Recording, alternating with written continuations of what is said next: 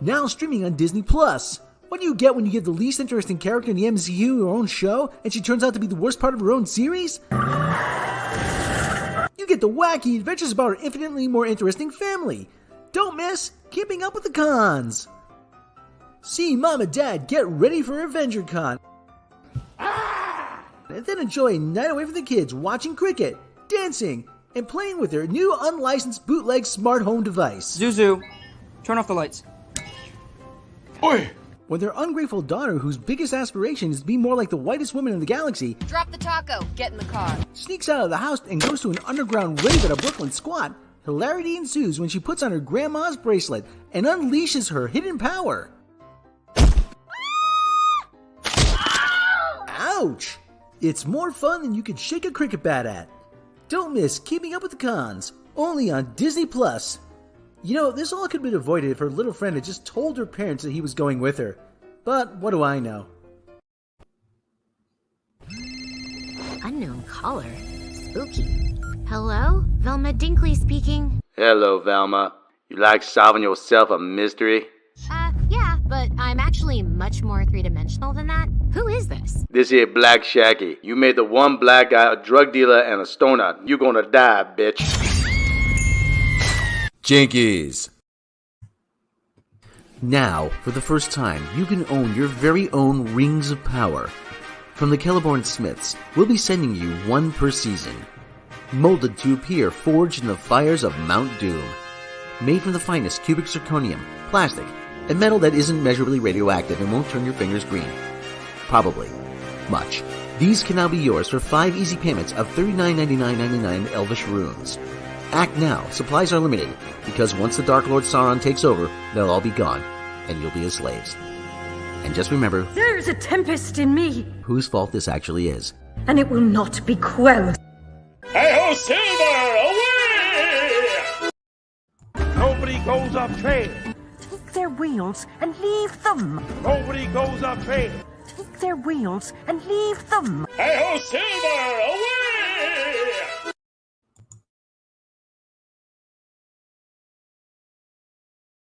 From Marvel Studios.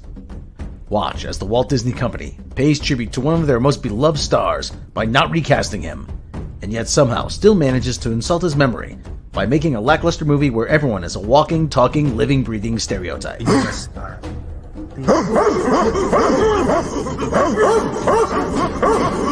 Black Panther 2, Wakanda Forever. See the most advanced civilization on Earth that is rich in the precious metal known as vibranium. A metal that's given its society technological advances, and yet for some reason its army is still fighting with spears. Now they'll face one of Marvel's original villains, Prince Namor, the Submariner. My enemies call me Namor. I'm pretty sure it's Namor. If your enemies aren't calling you, then you can thank your phone plan. And doesn't this guy look kind of doughy to be someone who swims all the time? I mean, sheesh. Then Marvel will introduce one of its worst new characters in decades, that they honestly believe is capable of taking the place of Tony Stark. Walking around here with that ash on your head. Kevin Feige, if your goal was to save money after She-Hulk and go bankrupt at the same time, then job well done. Starring, nobody really cares anymore. Don't miss the most racist movie in history, Disney Marvel's Song of the South. Phase 4 just keeps getting worse and worse. At this rate, there'll be nothing left when we finally get to the X-Men. You do not speak into my country and tell me what is fair.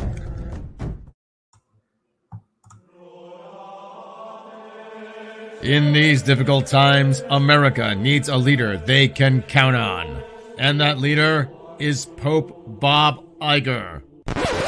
A Pope Bob Iger presidency means lower taxes, better schools, and Disney Plus for all Americans. He's already in the Vatican. Now, put him in the White House. Hello, I am Pope Bob Iger. Not only do I want to be Pope, but I want to be your president. Vote for me or the Twitterati will cancel you and everyone you know.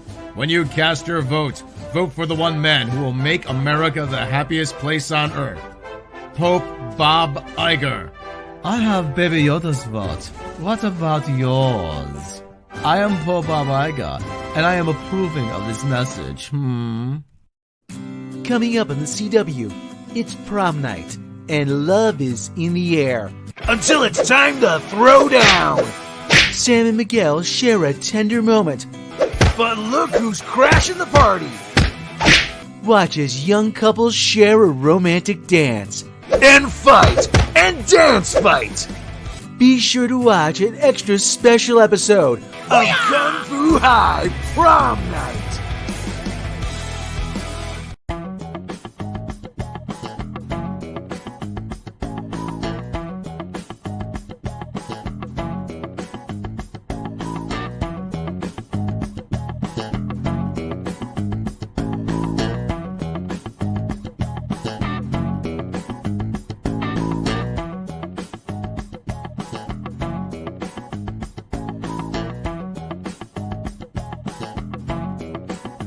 Hey everybody, Harrison Martin, WNBC, WNBC, WNBC,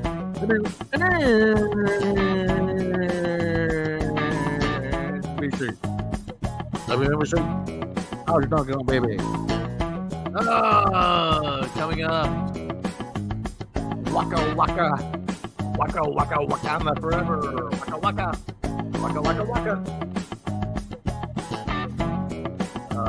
Rob, if you want to see something uncanny, look at Lebanese. Oh God, Lebanese Rambo. I am all over that. Why wouldn't I look up that?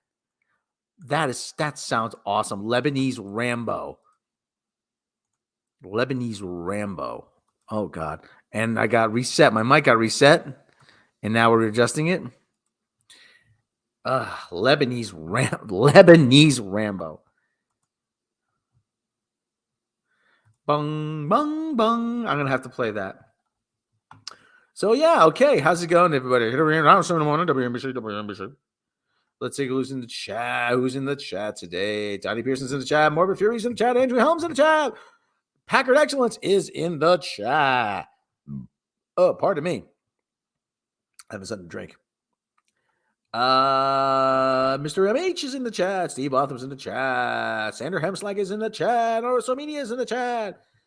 Andrew Helms in the chat. I think I said that already. Substance D is in the chat. Cosmic Yog Sothoth of Dunwich or Dunwich? Is it Dunwich? I think it's Dunwich or Dunwich. I don't know. Clark 49 is in the chat. Who else is in the chat? I think that's it for now. Cesario Japan is in the chat. Sanguine Links is in the chat. How is everybody doing? Is everybody enjoying? You enjoying your Sunday? Are you enjoying your Sunday? I know I am. I think it's going to be a very enjoyable day. Because why wouldn't you enjoy? Sun's out. It's crisp fall day.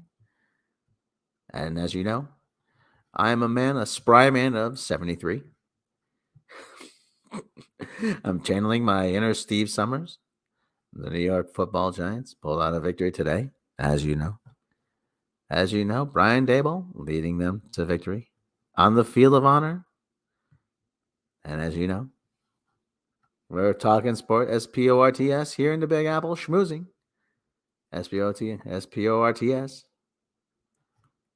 Till Imus in the morning at 5:30, right here on WFAN, The Fan, New York.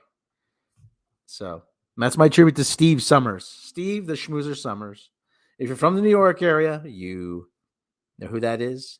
Enjoying Sunday, found some valuable video games at a yard sale. Ooh, what did you find? What'd you find?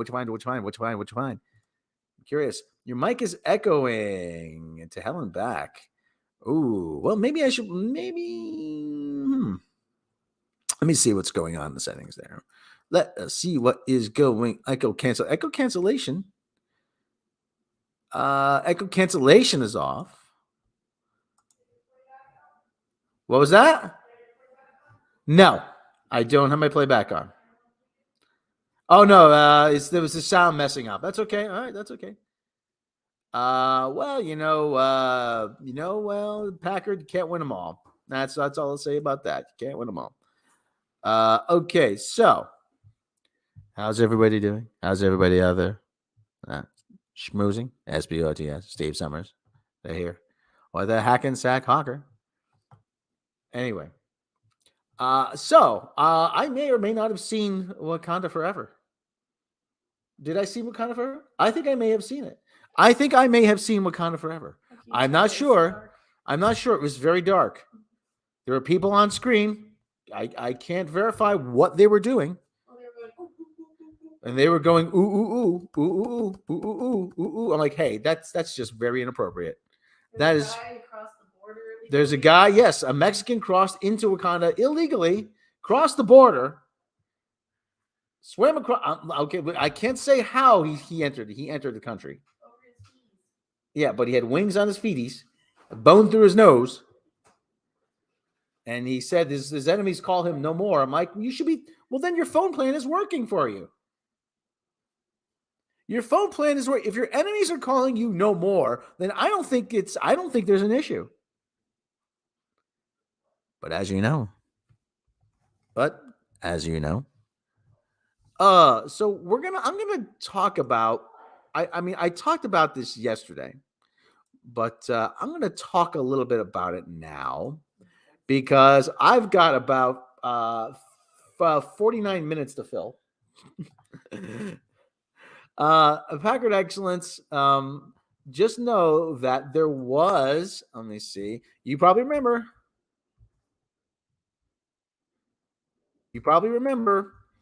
There was a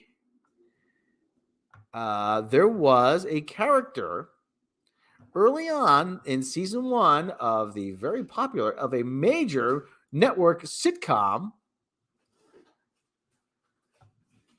I should probably share this because it's not me reporting it. Hey, I'm just saying, there was character Oliver Harmon. It was his name, Oliver Harmon. Everybody in Black Panther. Spear Chucker Jones. Yeah, except they were literally chucking spears, though. Well, because he ran track. He threw javelin. Dr. Oliver Harmon, Spear Chucker Jones, is a significant character in Richard Hooker's novel MASH. In the MASH film, the surgeon was portrayed by NFL player Fred Williamson. TV series MASH, another NFL player, Timothy Brown, stepped into the role. Brown had also been in the movie as a corpsman, Corporal Judson, in the film. Spear Chucker got his name because of the way he could throw the javelin. But the term's long been used as a racial slur, as a reminder of black male slaves that came from Africa where they chucked spears, or in other words, they lived an uncivilized lifestyle. Who rounded up the slaves, though? Well, the term continued in American culture is considered by many as a replacement for the N-word. In the television series, during the early part of season 1, Spear Chucker appears. N-words in Wakanda Forever. Yes. He appears as one of the original Swamp Men, along with Frank Burns, Larry Linville, and Benjamin Franklin Hawkeye Pierce, Alan Alda, and Trapper John McIntyre, Wayne Rogers.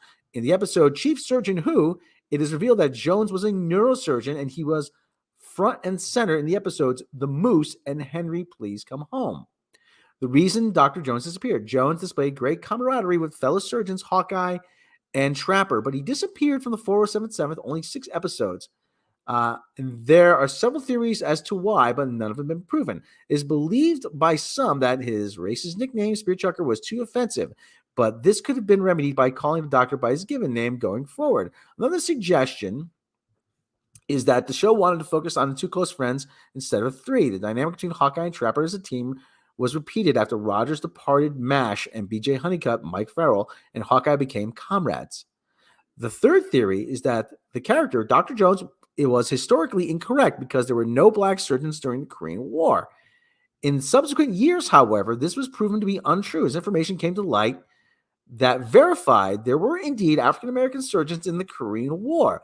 It has been rumored that once the powers that be realized there were black surgeons, instead of calling Dr. Brown, they used the excuse of exploring the relationship between Trapper and Hawkeye. So there's Tim Brown. Tim Brown, getting to know him. Okay. So there you go. Tim Brown, additional accomplishments.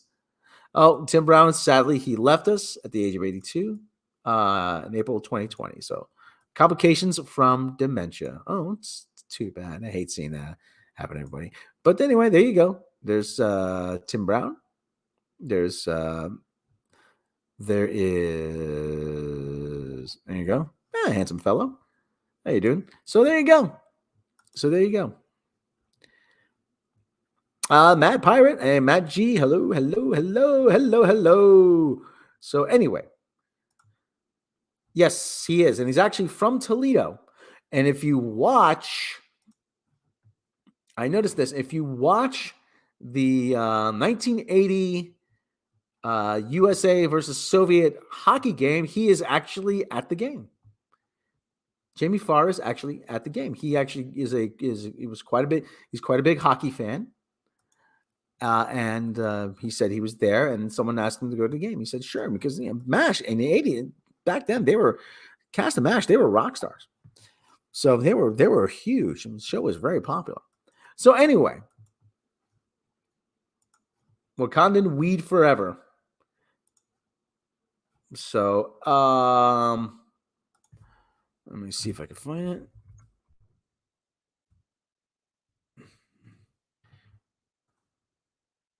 There is a still of him, I think, at the game.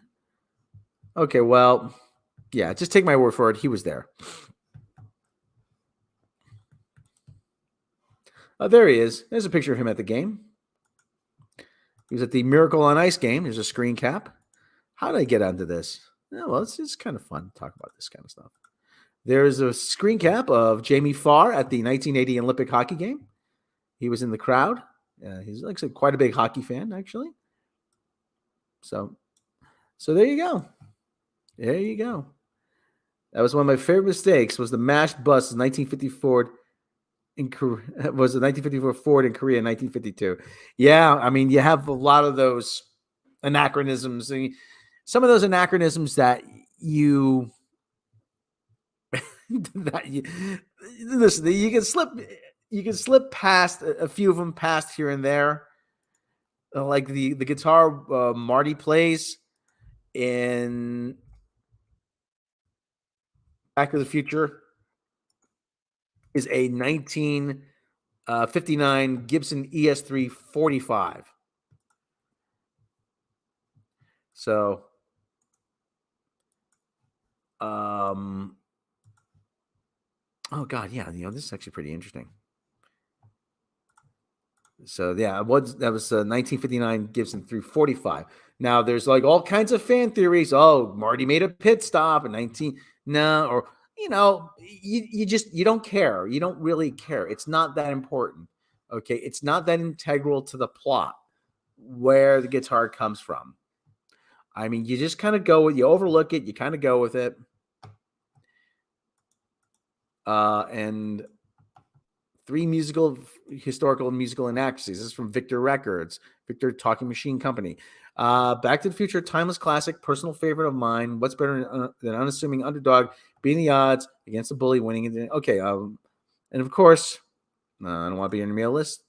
While traveling through time, well, what's better than that? Of course, that one that also plays guitar. As a gear lover, vintage musical instruments enthusiast, I'm always keeping my eyes peeled for any piece of gear on TV and movies. I take great joy. Now, this is written by Ivan Munoz. I take great joy investigating whether a piece of musical gear is period correct to the movie. I can imagine that as a set designer who needs to be an expert in everything, it's incredibly difficult and taxing to get every last exacting detail right, especially for something 90% of the people would never notice nor care about. Well, as the one of the 10%, I can honestly tell you, we don't really care. Part of enjoying any fictional film is the suspension of disbelief. If I can entertain the idea of a modified flying and time traveling DeLorean, I can sure as hell consider the idea that the universe in a movie isn't the same as our own. However, all this being said, it's always fun to nitpick and see all the tiny details that slip through the cracks. The particular scene I'm referring to is the high school dance where Marty McFly triumphantly picks up the guitar and plays a raucous rendition of Johnny B. Good with an amazingly ahead of its time guitar solo in the style of Eddie Van Halen, and then utters the now famous line, I guess you guys aren't ready for that yet, but your kids are going to love it. So let's look at this. Let's say this took place in early June of 1959. Here are 3 historical inaccuracies that are impossible to unsee. Okay, well, let me put this since listen, I got time to film, so I can spend some time on this because Wakanda Forever is just what can I say? I did not like it. So this is I'll talk about Back to the Future all day long, and I'll talk about musical gear.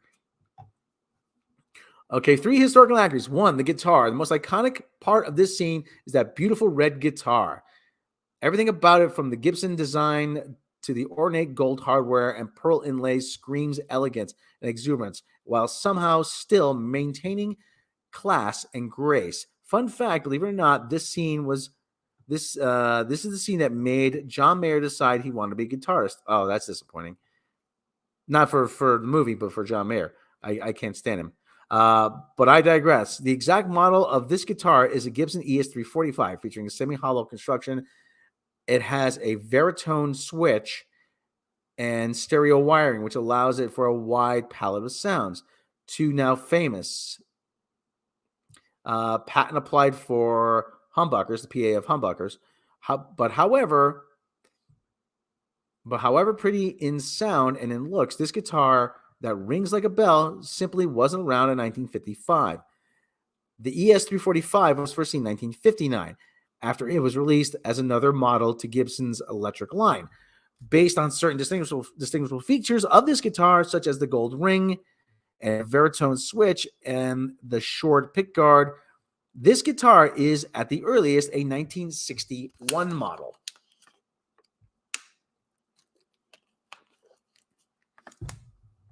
The distortion. In this scene, our beloved protagonist is able to get some killer tones, distortion included. While it was theoretically possible to distort a signal in 1955, the degree to which and technique with which it was distorted is not period correct. In 1955, amps had yet to be given a volume and a master volume. They only had a volume knob. When the master was incorporated, the volume knob was essentially to control the gain. But as of 1955, the feature had not been invented. Therefore, in order to achieve these tones, Marty would have to turn the amplifier all the way up to get pretty close to what the guitar to get it to feed back properly. We can see that between his first song, Earth Angel, and the second number, Trying to Be Good, Marty does not touch the amp. Well, you know what? Maybe he does. Maybe he does when he's not looking.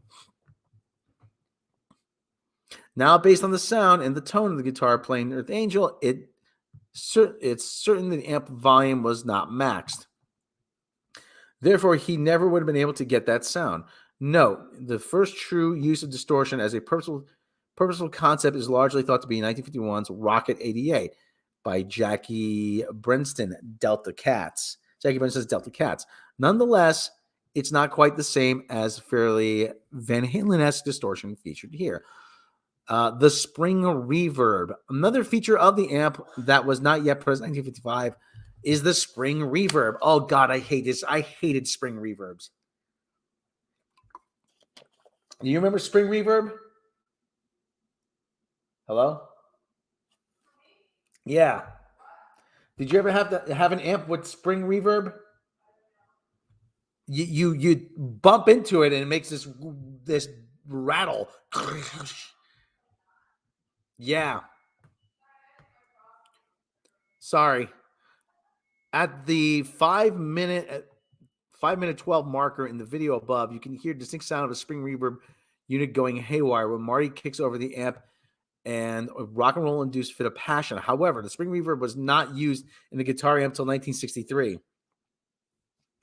In the meantime, if anyone knows which exact amp was the first, feel free to write us in and drop us a line.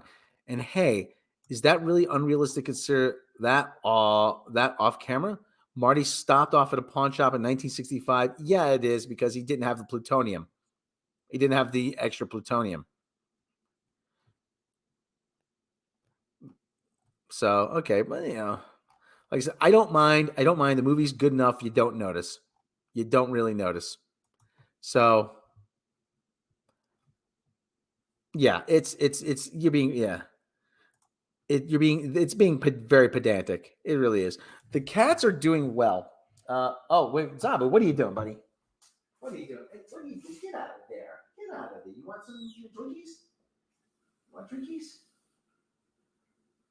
You knucklehead. Zabu is in the sink. Let's turn on the cat cam. We're going to turn on the cat cam. Second. There he is. There he is. Would you get out? Hold. You knucklehead. Get out of there. Get out of there. Get out of there. That's not. That's.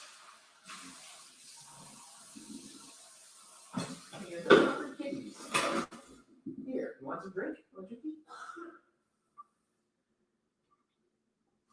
You knucklehead.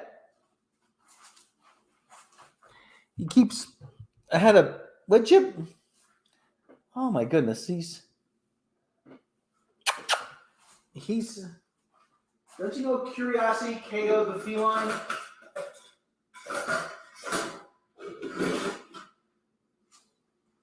I had a salad before for lunch, and he wants to sniff around the bowl. Here, buddy. He likes to drink running water too. So let's go back to the cat cam. There he is. He's getting himself a drink.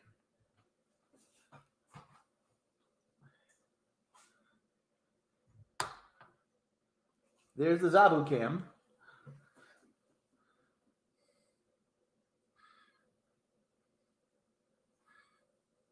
So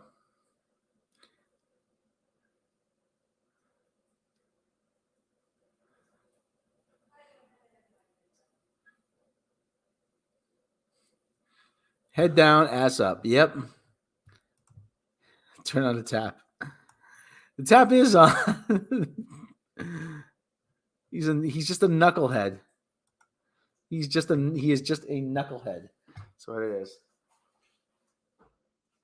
All right, now where were we? We all lost Gallagher. Yes, Gallagher. Rest in peace with Gallagher. I remember him on the Mike Douglas show saying that he said the Russians are such bad drivers. We should have driving in the Olympics. That he changed it. You know, we should have sex in the Olympics. We finally win something.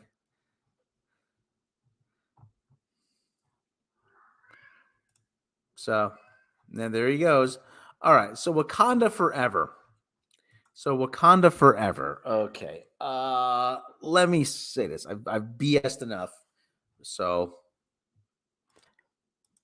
what did I think of Wakanda Forever? I really did not like it. It was overly long. It was tedious. It was full of stereotypes. It was, oh boy. It was a movie by people who you implicitly trusted to give you a good product, and that trust was completely misplaced. It was a movie by a guy who was Ryan Coogler, who's essentially a one-trick pony. Yeah, I think you do. It was yes, Rex Rude. How you doing, Rex Rude? It was a movie. It was shot on film. It was shown in a theater.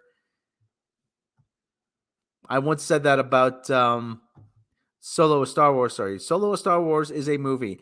It was shot on film. It was shot on film. It was shown in a theater. That means it qualifies as a movie.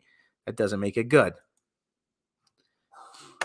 How does it have a high audience score? I can only listen. This is only my opinion. It has a high audience score because people are afraid to criticize it, and I am not going to be one of those people. That's right, I am.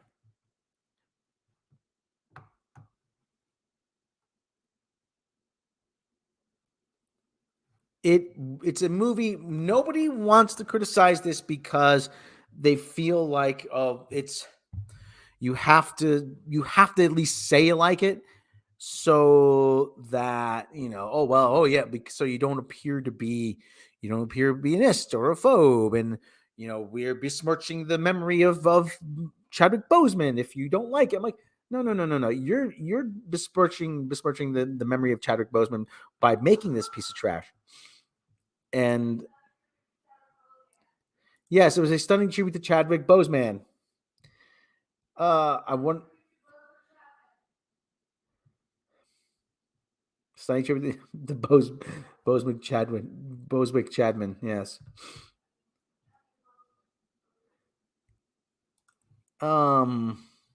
Like I said, there's not a single good character in this movie.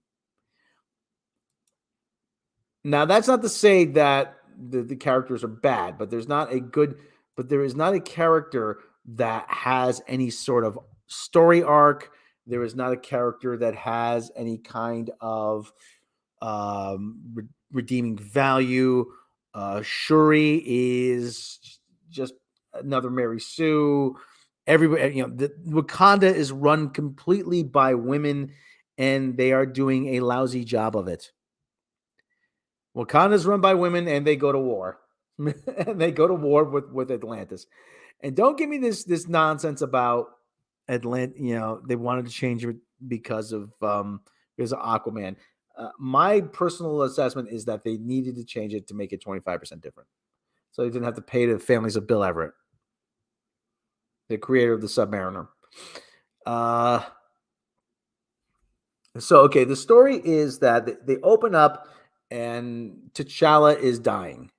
They don't say from what. He has a disease. He has an illness. He's dying. Okay, and they're trying to save him. They don't save him. So they do the big traditional African funeral, which looks kind of out of place. I mean, especially when they literally beam him up.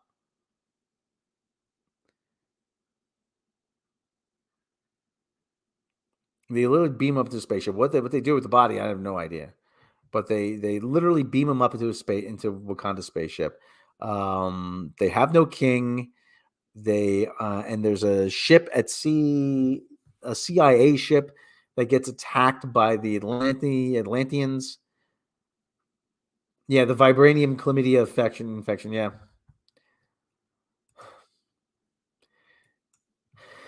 Oh God, it might as well have been. He had space herpes. So they're going to bring in an Amish Iron Man. I'd settle for Forbish Man at this point.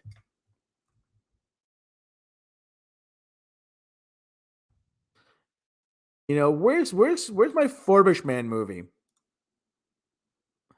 And for those unfamiliar with Forbish Man was a joke character. But still, there's something about him. You liked him. You liked Forbish Man. Except for those unfamiliar with the character, he wore red pajamas and a pot over his head. Forbish Man. So there's Forbish Man.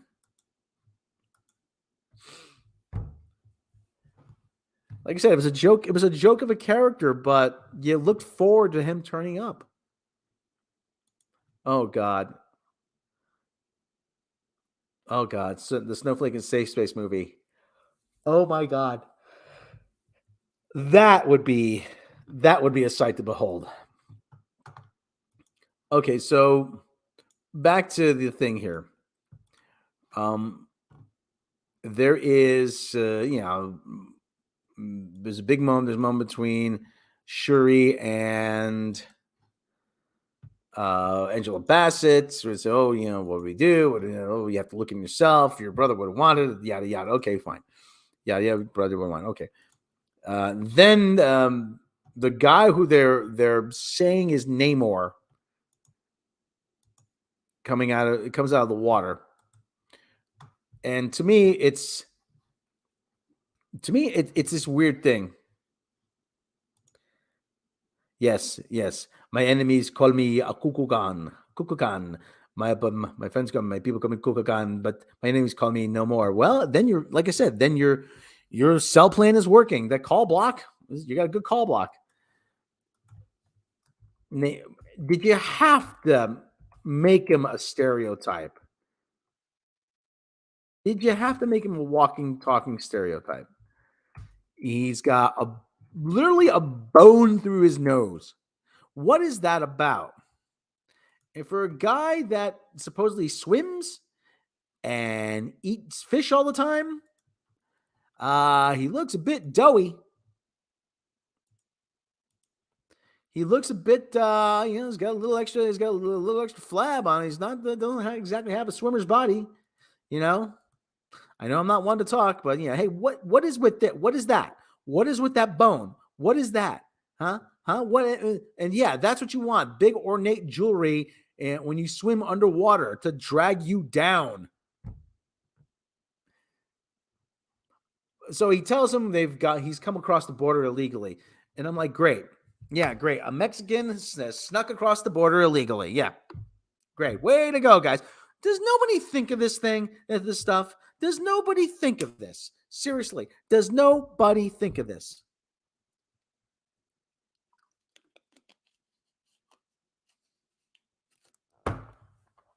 Apparently not. Apparently I'm not present in the writer's room and to say, whoa, wait a minute. You're going to have a Hispanic guy come across the border illegally? Under cover of darkness? Yeah, Wakanda already has a wall. Oh.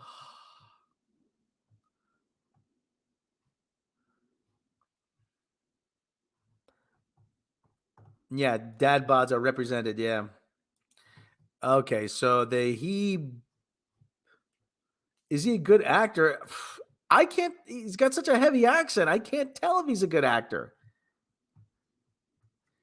I mean, really, the accent drags, the heavy accent drags everything down.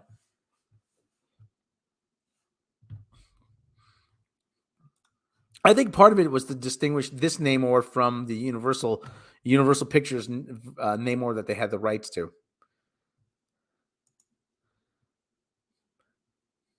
So people say he's a good actor. I'm like, I can't tell. I have expected him to come out of the water and say, "Hey, Holmes! Hey, old vato!" And all of a sudden, who are you? Freaking Angela Bassett is rolling her R's like a Scotsman.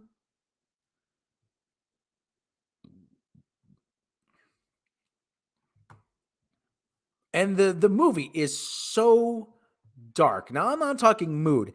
It is so dark. You can barely see the action and the action in the scene. It is so dark. I had to artificially brighten it for that fake trailer. I had to go into my editing package here. I had to go into my editing, DaVinci Resolve, and brighten it. I don't know if that was deliberate, if they thought it was a design choice, or if it's just to hide the green screening, because these movies now are shot with that new technology called volume. And from what I've read, they don't know how to use it very well. And that the colors, everything gets muted, everything gets turned way down. They don't know how to use it. They're still learning. Apparently, it's a pretty steep learning curve.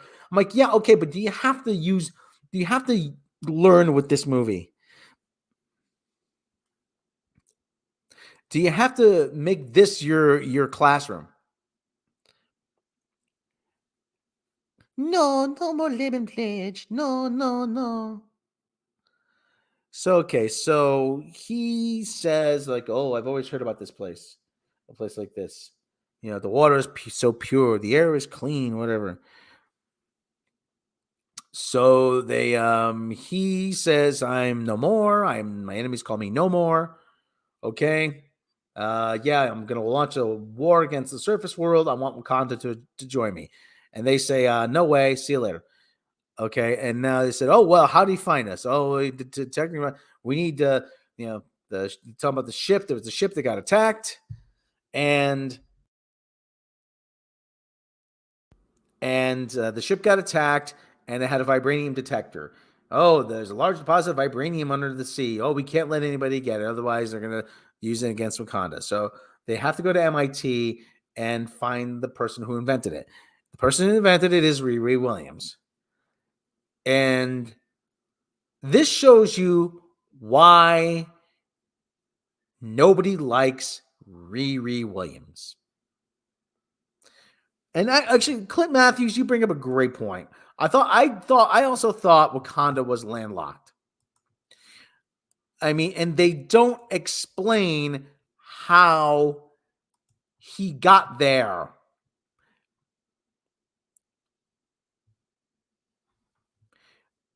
They don't explain. The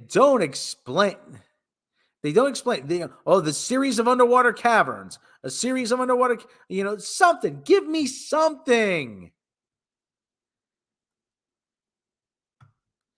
Give me something here.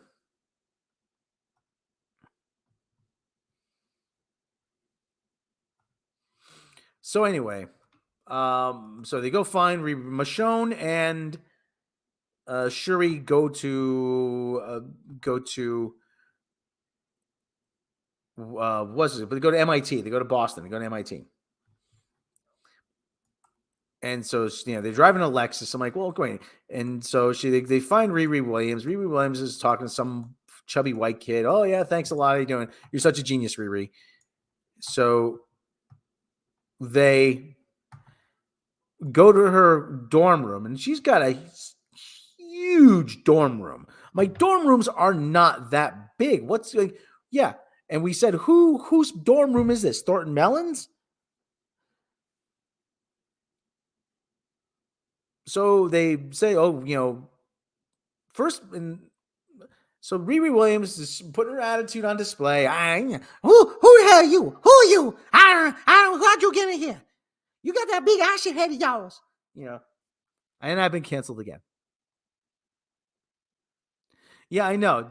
It's in Cambridge, not Boston. But hey, they figured nobody knows the difference. But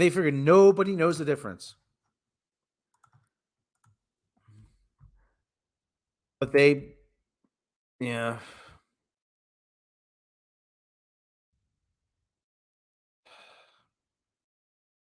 Well, that's what we're dealing with here, though. Yeah, but it's fairly close, Boston proper is in the center, but Cambridge is kind of, you could spin on it from there. MIT is right along the Charles River. All right, so Michonne and Shuri say, well, listen, you can come with us willingly, or you come in conscious, or you can come unconscious. First thing, and said, yo, ashy head. Oh, I like her. I'm like, really? You have to say I like you all the time? Anybody, any freaking female character you have to like out of the box? Really? All right. So Riri is, Riri takes Michonne and Shuri back to the garage. I'm assuming it's her father's garage. Now that she has a fully restored Plymouth Barracuda. And the thing, here's the thing. There are several gaps in the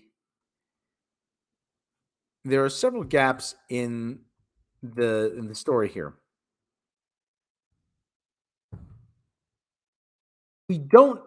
She's already built the Iron Man armor. But they never explain what is powering it.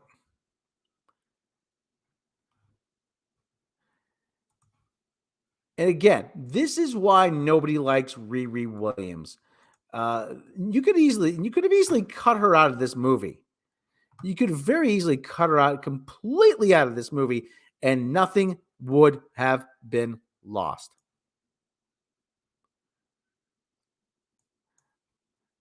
You could have put. I mean, her role was completely extraneous. Really was. Her role was completely extraneous. All she did was show you why she's completely unlikable. Now, again, the suit is powered by something. They never explain what it is. What is it? Is it a battery? Is it an arc reactor? What is it? I have to assume that it's an arc reactor. Because that is the only thing that has capable of a portable power source that is capable of generating that enough power that would need to be generated to power something like that. It's does she ever scream Reed? No, she seems woo. Question: why wasn't a single adventure at T'Challa's funeral? That is a good question. Well, because then they'd have to put white guys in the movie. Can't have that. What is the name of the all-female superhero team? Alpha something. It's supposedly A-Force. I call it the Teen A-Force. Yeah, it's powered by internet gas and the Karen drive. Again, so they never explain what powers the suit. And here's the gap in logic I can't ignore. You had Stark Industries' best scientists. They were working on an arc reactor.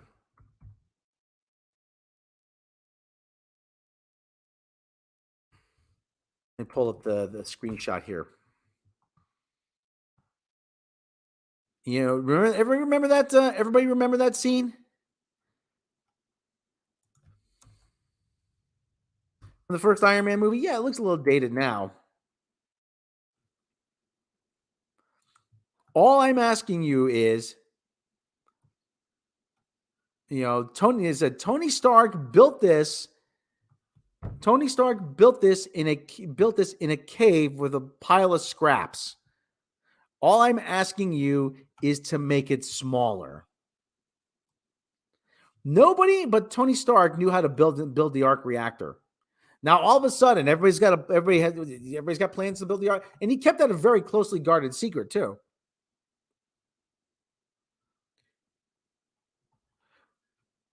Again, they never explain what is powering the suit. Wasn't Stark Industries' best scientist the kid from Christmas Story? Maybe. I don't know. I don't remember. Oh God, yeah. Oh, A-Force. I bet A-Force. Oh, if they please listen, I would shudder to think, but please, I'm begging, please do an A-Force movie because you will give me loads of free content.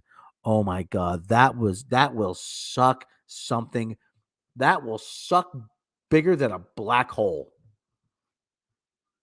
That will be a nexus of suck. You will have every unlikable character in that movie. Okay, so regardless, she builds the arc. She builds this Iron Man suit. She puts on the prototype Iron Man suit that she's built / stole. A bunch of the FBI guys, the damage control, come in. They try to get Michonne and Shuri to chase. Then the Atlantis guys attack. And there's a humpback whale in the Charles River.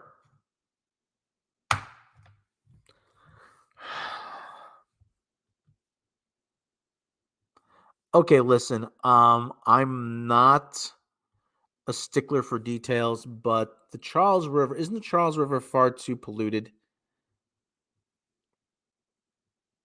for that kind of marine life? And I don't think it's deep enough in places to have a humpback whale just swimming around in it.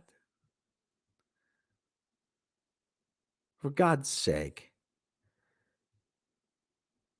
It's stuff like this that makes me say, what kind of BS is this? It's mind-bogglingly bad. It's just mind-bogglingly bad. So Cheech No More kidnaps Shuri and holds her underwater. And they use the deep sea diving suits that the Shield guys or the CIA guys or whatever were using. That they after name no more killed him. It's no more, not anymore. And he gives him this story about how his mother had the flower power, and she drank this thing. She turned into part fish. She had gills. She couldn't survive on the land anymore. They gave birth underwater. He's a mutant. He's been alive since 1600s. Okay, all well and good. And then they showed him on the surface world, and of course, he sees a bunch of slaves, and they're being, the evil white men. I mean, it's just so heavy-handed. This messaging. It's just so heavy-handed. So he gives him an ultimatum: you join me, or I'm gonna wipe Wakanda from the face of the earth. And they get back to Wakanda. Somehow Shuri gets back to Wakanda. There's a gap in my memory. Shuri gets back to Wakanda, warns Angela Bassett. The Atlantis guys attack, and Angela Bassett dies. So Angela Bassett dies, and so they give Riri Williams a lab in Wakanda. She builds the Iron Man armor. She's still got a bad attitude, and I still hate her. And she absolutely contributes nothing to the final battle. And then Shuri takes the flower power to get Black Panther powers. She sees Michael B. Jordan in a vision quest. And it's I don't. It's blurry because it's like, dear God, because I'm just scratching my head like, how can it be this bad? I didn't like the first Black Panther movie. I really didn't like the first Black Panther movie. To me, it was very 90s. It's very the CGI was questionable. It was very 90s. And I wasn't sucked in by the whole, Afrofuturism angle, I was the one saying, listen, you can't, it cannot be, you can't be celebrating African culture by seeing a movie made by a corporation run by a bunch of white people, starring a character created by two Jewish guys from Queens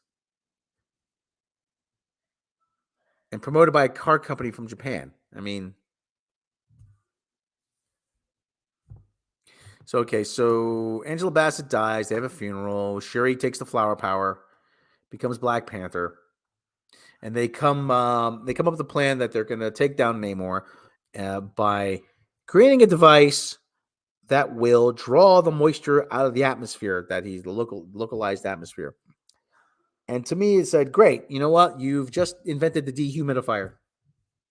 So basically, Namor, the one of Marvel's oldest and probably most badass characters, is beaten by a $30 dehumidifier that you could buy at Walmart. But that's not before he stabs Shuri dead center through the midsection with a spear.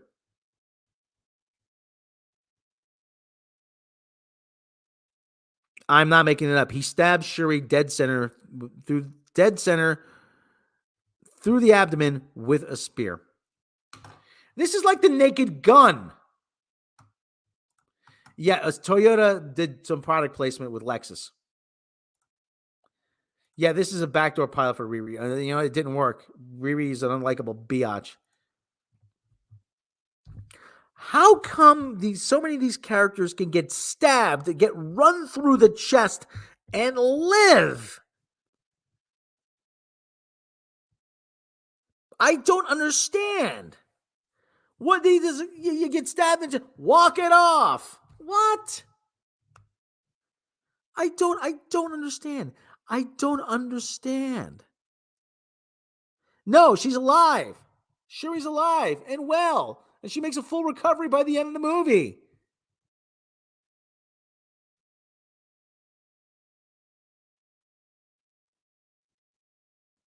Yeah, she's like the Black Knight. 'Tis but a scratch. Just scratch your arms off. No, it isn't.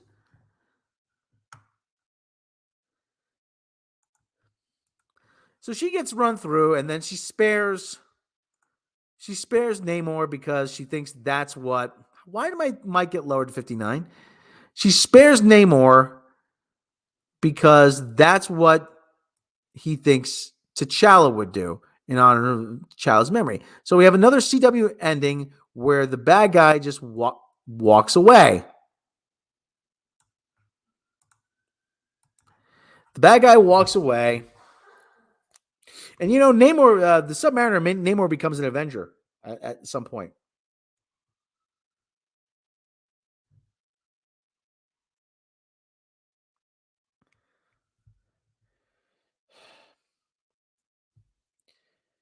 Yeah, it even worked. Even worked in Kenobi. Abdomens are much stronger than they used to be. Freaking Reva got run through twice. Once as a 10, 11-year-old, once as an adult. Walk it off.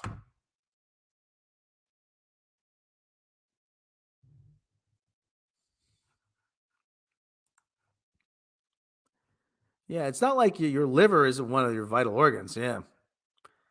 I mean, you're at least looking at a severed colon, punctured stomach, maybe a punctured lung. You're going to sever some artery. I read somewhere, actually, there used to be that show, Mansers. They said if you're going to be stabbed or shot somewhere, your shoulder is probably gives you the best chance of you surviving. This thing keeps getting reset. Stop resetting my volume.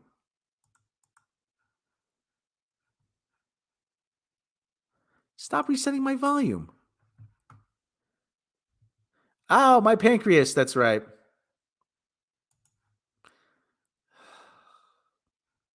Yeah. What are you going to do? Bleed on me? I am invincible. You're a loony.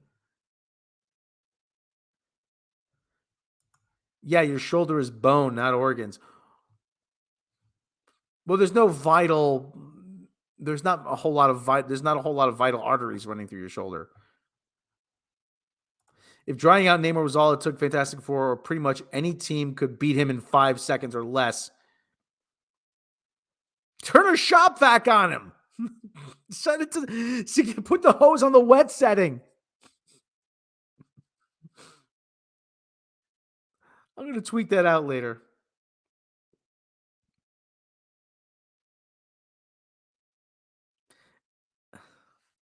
So, okay. They beat Namor. Namor goes skulking back to his people. Oh, yeah, tell them we don't want war. Okay, yeah, go ahead. Go away. And Shuri's the new Black Panther. So there's this big touching moment of Shuri on the beach with the sunset, and she's thinking it's T'Challa. And then Lupita Nyong'o shows up with a kid in tow. The kid's name is Toussaint. Turns out that's T'Challa's son. T'Challa sent his son away so he wouldn't So what was the reason? So he wouldn't, be exposed to anything that was going on because he didn't want see what was going on. The chat, whatever it was, he didn't want, so that he wouldn't be great. But the only thing that struck me was like, great, you made T'Challa, the Black Panther, into another stereotype. You turned T'Challa, the King of Wakanda, into an absentee father.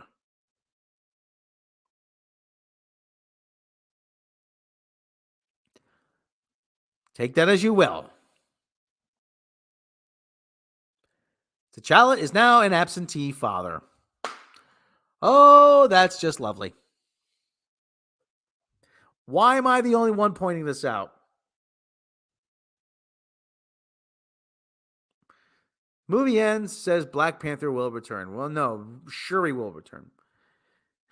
Shuri as the Black Panther will return. Now, okay, the whole thing, about T'Challa's son, Storm was the mother in the comics, but this mother freaking thing keeps getting reset.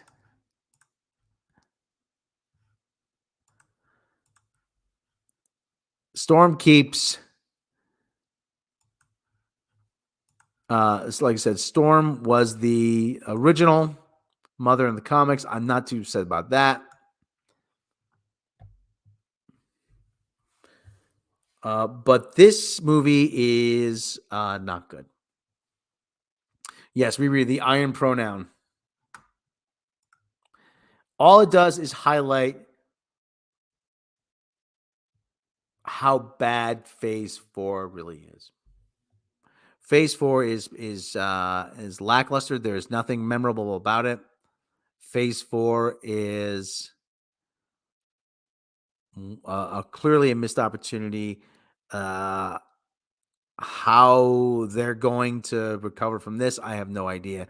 But if you're counting on the linchpins of this to be the female characters, to be Ms. Marvel, to be Bree, to be Riri, Bree and Riri, to be Wanda, then you know what? You're done for. Marvel, really, it's going to be rough going here from here on out. It really is. And listen, I used to say, my God, if they make an A-Force movie,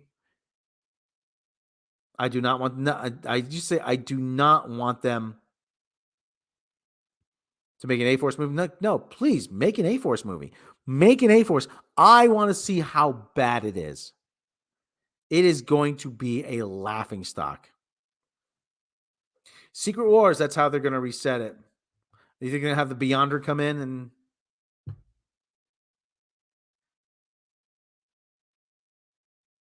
The big problem is, like I said, killing the characters is that now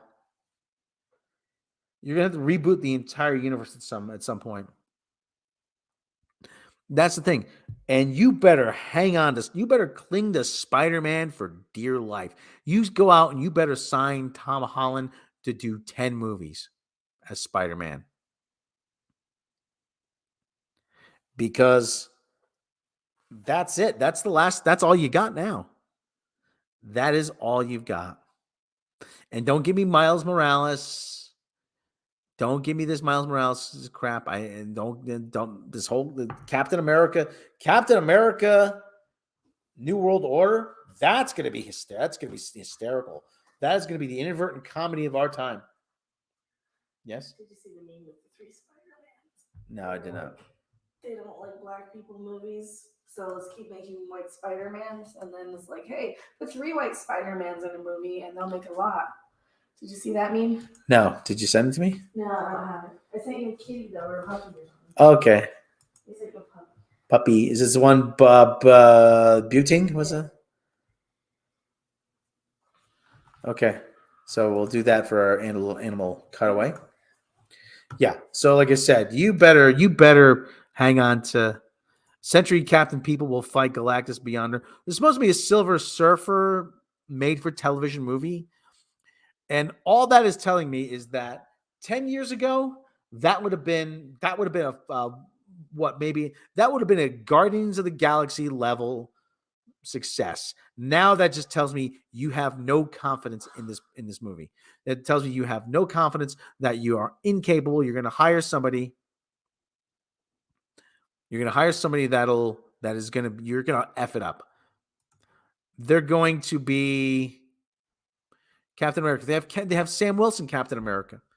It's not enough. Sam Wilson's comic was canceled. It was canceled.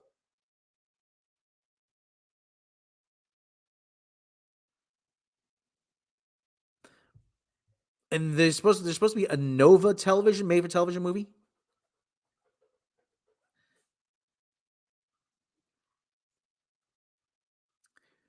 Again, for years, I'm like, why haven't you bothered making a Nova movie? And one of the excuses I heard was they can't decide whether to do Richard Rider or to do Sam Alexander. Now, but all this tells me is, well, they're probably going to do Sam Alexander, which nobody wants to see.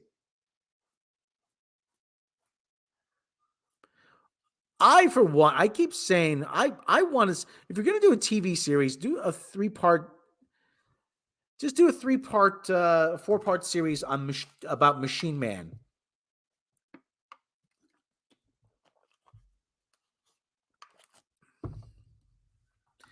Well, the big thing is that everybody liked Anthony Mackie as Falcon. Everybody liked Anthony Mackie as Falcon. You're like, well, it's kind of. Oh yeah, but Steve Rogers gave him the shield. I'm like, yeah, but now you're just depriving him of his own identity. That's all this really is. You're depriving him of being his own character. All right, so that's where we are with that. Wakanda Forever is not good. Everyone's going to say they love it. I do not. They've locked in the scores of Rotten Tomatoes. It's not going to. Everyone's going to say they love it. So let's head over to Week 10 NFL scores. Okay, it's that time. We've been going for about an hour 7 minutes. Let's do Week 10 NFL scores because it's my show. Damn it, I get to do whatever the hell I want, and I want to do. This. Machine. I'm not sure who owns the rights to Machine Man. Let me see before we go on. Does Marvel have movie rights to Machine Man? Who owns Marvel Comics characters / film? Sony related characters. Wait, they got okay. Universal owns some Hulk rights. What about Namor?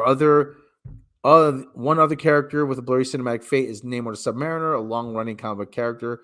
Various times served with Avengers. Studios president is incredibly complicated. Okay. I don't know who owns. Disney owns everything else. Okay, so it looks like they might own Machine Man. That's a pretty deep dive here. But characters doesn't own them. Marvel characters, Digital Spy. Well, they're just going over the big ones. She-Hulk, Mysterio. Yeah, anything Spider-Man related, Silver Surfer, Deadpool.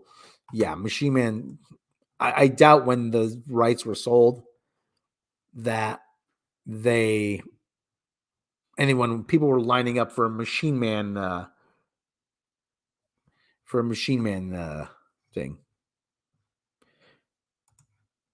So okay, but again, let's just blame Victoria Alonso because ever since she's got more authority, this is what's been happening. Oh yeah, Wonder Man. Yeah. Oh boy, that's gonna be a train wreck. All right, let's go over sports ball scores. Falcons losing to the Panthers. That was your Thursday night game, 25-15. Buccaneers over the Seahawks. Pardon me, I need a drink of water. Buccaneers over the Seahawks, 21-16. Bears over the Lions. No, the Bears losing to the Lions, 31-30. The Dolphins beating up on the Browns, 39-17. Broncos losing to the Titans, 17-10. Vikings over the Bills, 33-30. Hope you had the over on that. Your New York Football Giants over the Houston Texans, 24-16. I wonder how far the Texans had to go for that name. Chiefs over the Jaguars, 27-17. Steelers over the Saints, 22-10.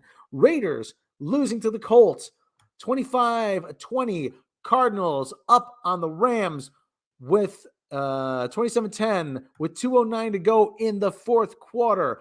Cowboys up on the Packers, 28-21 with 5:38 to go in the fourth quarter. Your late game today, the 49ers at the Chargers, Chargers at the 49ers rather, and tomorrow's Monday night game, the Washington Commanders versus the Philadelphia Eagles. That is your Monday night game. And if you're a football fan, you are not looking forward to that one. Thank you very much. Padded rugby. Well, hey, what can I tell you? Yeah. Well, I will say it's almost time for Americans to pretend to care about soccer again. I want to see how many people actually tune in to watch the games. Let's see how far is Qatar or Qatar?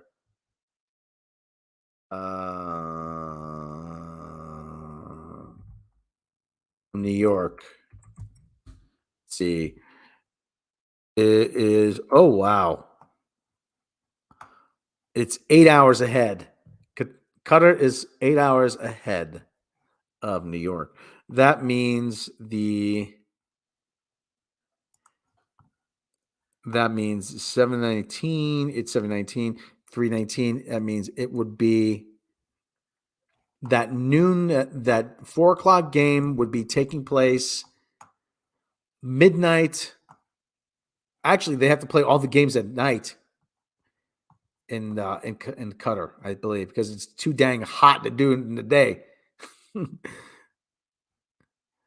Yeah, I think they're playing all the World Cup games at night. So the like I said, so the 1 p.m. start, the 4 p.m. game that would take place would be at midnight, and 7 o'clock and 8 o'clock and 9 o'clock on the West Coast. So, yeah. So, like I said, Americans like to pretend to like something every 4 years. Yeah, great. Yeah, we love swimming. See you in 4 years. So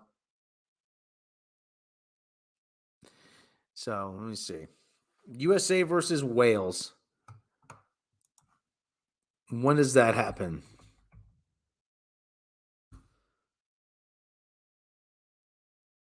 11 a.m. 11 a.m. Eastern? 11 a.m.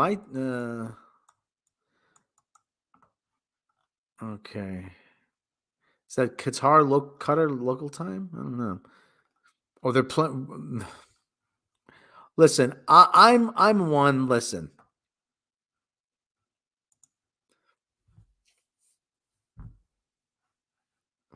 I'm not one to begrudge people liking soccer. And listen, I'm an American. We call it soccer, okay? But to me, there's just something really confusing. There is ways to do this that would be beneficial. In that, first of all, what you could do is, now this is a way to I know you've been doing this for ages, but think of it this way. What the criticism Americans have about this is that it's a very boring game to watch for Americans. Now, I know people disagree, but however, as an American, soccer is the equivalent of watching paint dry or grass grow. In fact, you can see the grass growing under their feet when they're playing. And I've said, listen, there's a way to make this more interesting. First of all, I'm not proposing anything too outlandish. What you can do is, first of all, you go straight wins and losses. I know that's antithetical to what's always been done, but that's how we do it. That's how you do it in the NCAA. That's how you do it in football. That's how you do it in basketball. Straight wins and losses. You have two brackets. You have an A bracket and you have a B bracket. The A bracket and B, and the pools are divided up. You draw a 1 through 32. You break it down by region. You do 1 through 16, 1 through 16 in each bracket. Okay. The 1 plays the 16, the 2 plays the 5th. You get the idea. So wins and losses, what this does is it puts the emphasis on winning, so you don't get a situation like you had. And Keith Olbermann put this very eloquently back in the day. Keith Olbermann said you have a situation like Algeria versus Germany in 1982, where you have Germany, which sat on the lead, and Algeria gladly sat on the deficit.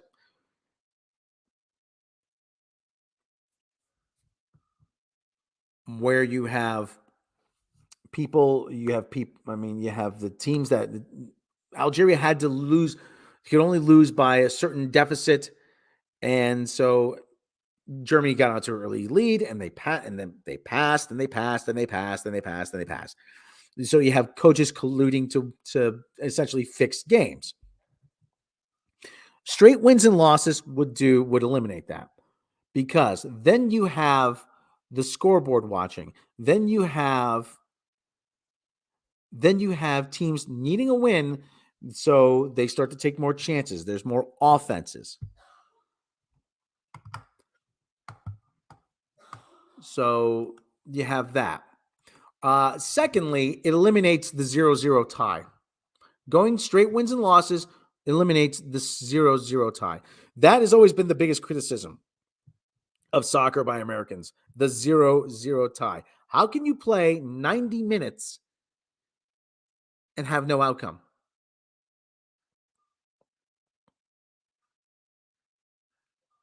That's what I don't understand.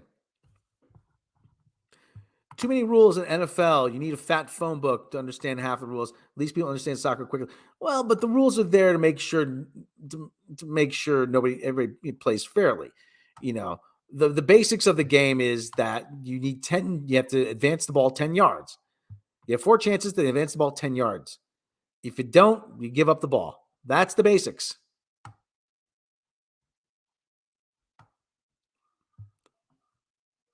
American football is not boring. Well, American football, the thing is, American football is you have a tremendous build-up to every game, because there's only 17 games. There's only 17 games on the schedule. There's 1 game a week. You have a tremendous build-up, huge, big party atmosphere. That's the big thing. And it's built to be watched on television. 0-0 outcome is a draw. Both teams get a point. Yeah, but at the same time, you can have a team that advance and not win a game. That's one of the biggest problems. I mean, Americans abhor the 0-0 tie. We don't even like ties in our own sports.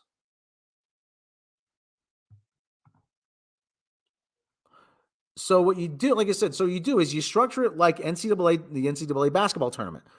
You have the two brackets, the 2 pools, teams separated them by division, 1 through 16. So, and what this does is eventually you weed out the teams that don't belong there, and you get to the final four, the 4 teams that are theoretically best, or you get upsets. You have a Cinderella story. You aim to sack the QB because of the 10-yard thing. Yes. Yeah, that's essentially it.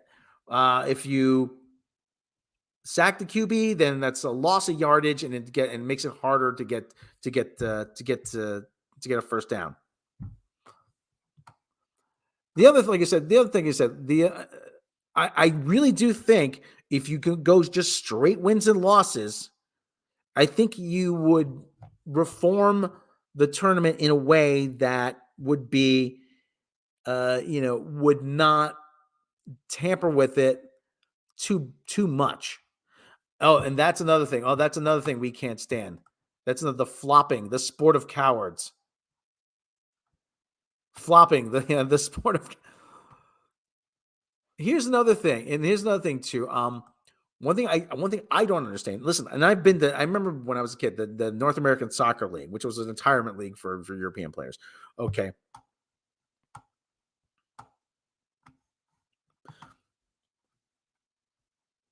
So the flopping, you get penalized in American sports for faking an injury. Have some sort of penalty for faking an injury. Whether it's a penalty kick or something. I don't know. Have some sort of, you're down a man for 3 minutes or whatever. Have some sort of penalty for flopping. Guys are rolling around and they're in pain. Oh, I'm dying. Then they get up. I'm okay. Like, wait a minute. Wait, the guy, I thought he was injured. No. So anyway. Best sports postseasons are, in my opinion, NFL, football, NCAA, basketball. MLB isn't too bad. At least it don't take several months. Yeah. Too much Americanism ruins British culture. Well,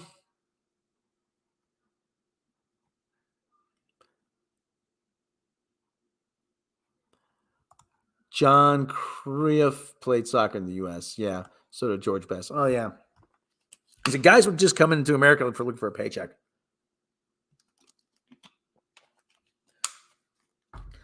You have to be raised watching to understand how a 0-0 can be entertaining.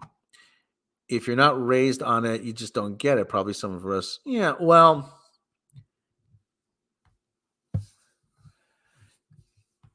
you got to understand it's difficult for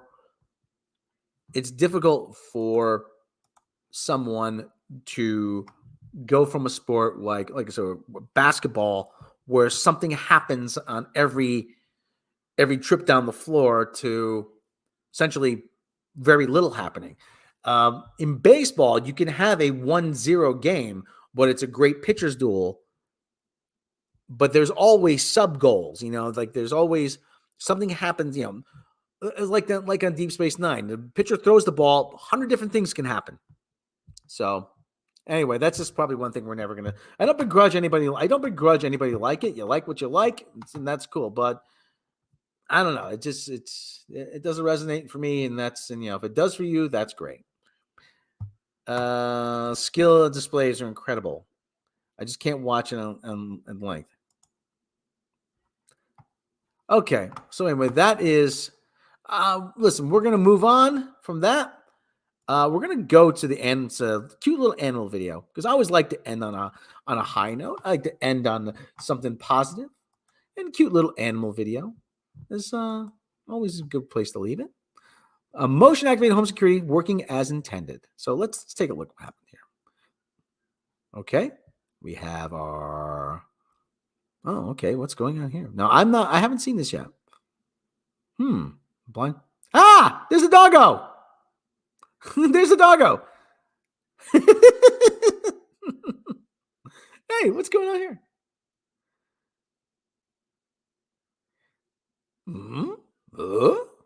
He's. Aw. Look at that. He made a new friend.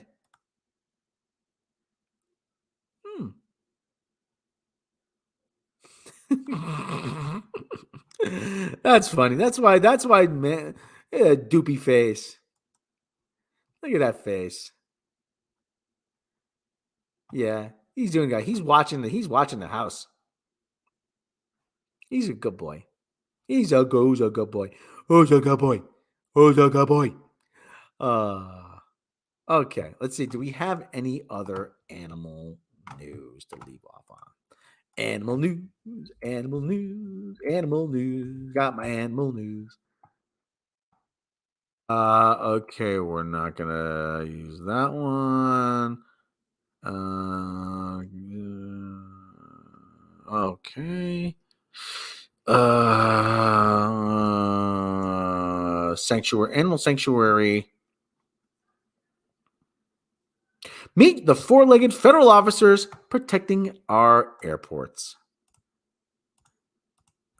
Okay, this is a cute story. Should be a cute story. The Beagle Brigade. Oh, this is a video story. Oh, okay. So, okay. Oh, look at him. Oh, look at these. Okay, there he goes. Oh, look at him. Yeah, Crit Days program. Okay. There he goes. There he goes. He's keeping us safe. Oh, look how cute. He's sniffing out the drugs. Sniffing out the drugs. He's getting high. He's getting a Trito. And there he goes. Come on, boy. Let's go find the drugs. Let's find the drugs, boy. Come on. There you go. There you go. Find the drugs. And there you go. TSA. Hard at work. I think he's so cute. So there he goes. There you go. So if you see animal officer, just know that he's out there keeping you safe. All right. So the animals, they're treated well. They only have a career of a few years, and they go and they live with their handler. So there's the beagles. The beagles, they're cute. Okay. Regular dogs see plus. They probably do. Okay, everyone. Listen, we've been at this for nearly 90 minutes. I think that's a good place to leave it.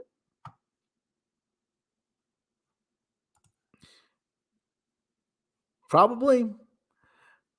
All right, everyone.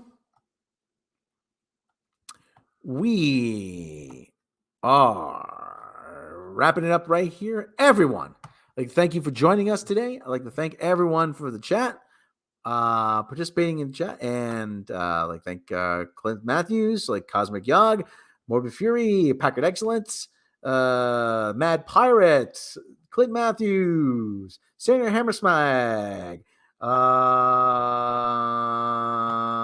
everybody else, RSO Media, Cesario Japan, Donnie Pearson, Andrew Helm, everybody's in the chat. Everybody's in the chat. I'd like to thank everybody. If I didn't call your name, please don't take offense. Everyone. Are you Sanguine Links? I'd like to thank Sanguine Links. Are you doing a stream later? So keep an eye out on Mecca's channel for. Yes, she's got a Frost video coming. Check out her channel there. Go subscribe and super chat, because without you, this doesn't happen. And I mean that. Without you, we're just talking to the air. We're like a bunch of lunatics talking to ourselves. So everyone, keep your eye on Mecca's channel, and everyone, have a good rest of your Sunday. Have a good Monday. Have a good week. Have a good rest of your day. Have a good rest of your evening. No drinking, no driving. We want to see you back here next time. I want to see you back here. Just take care of yourselves. Take care of each other. And as always, we will catch you next time.